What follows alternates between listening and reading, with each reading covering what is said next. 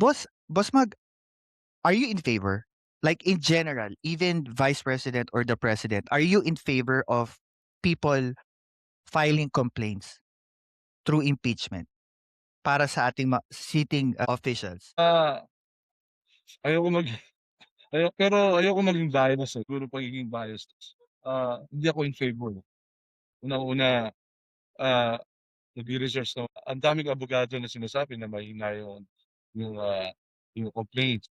Pero kay Sarah maraming ebidensya. Ah, do you think na siguro pinag-uusapan na natin, we touch base na rin sa complaint ng president at saka ng vice president. Do you think there's a difference of how this should be taken sa plenaryo? Knowing that these are both impeachment complaint, do they need to handle it the same as the other? Oo, kasi yun naman daw yung nasa ano, sa batas nga ni Luis 'to. Kailangan nating ano, i-handle yan para sumunod tayo sa batas. Ganun lang. Correct. Another issue na binabato din ng Makabayan Block is this. The rules of the House ng Kamara, section in the House of Representative House Rules sa Impeachment, Section 3, ang sabi dito, filing and referral of verified complaint. Sabi dito, a verified complaint for impeachment by a member of the House or by any citizen by any member thereof shall be filed with the office of the Secretary General and immediately referred to the Speaker.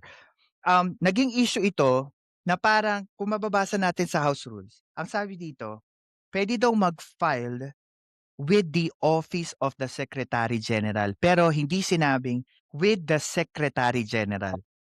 Naging Yun nga yung malaking ano, issue 'yan. Ano ang komento mo diyan kasi pinagpiestahan 'to ng mga DDS last week, eh.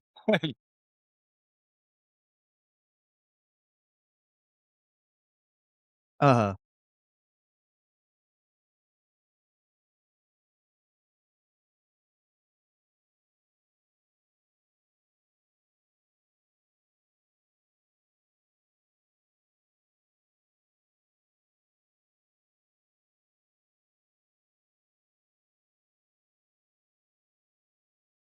Luis 'to.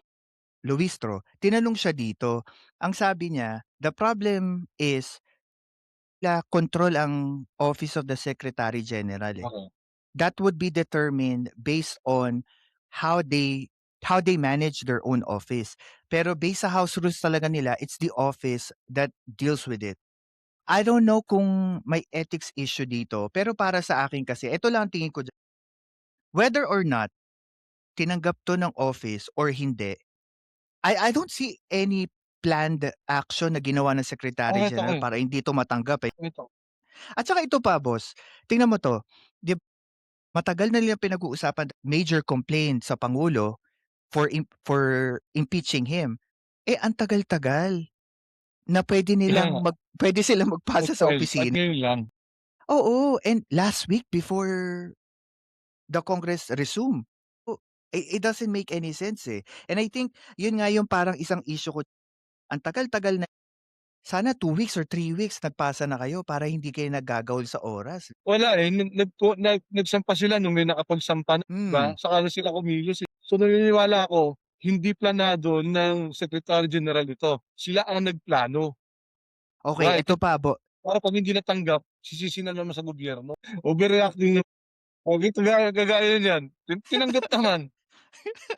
Pero minsan comedy rin talaga 'tong mga minsan nag-o-overreact lang din talaga, oo, inaano nila, masyado nilang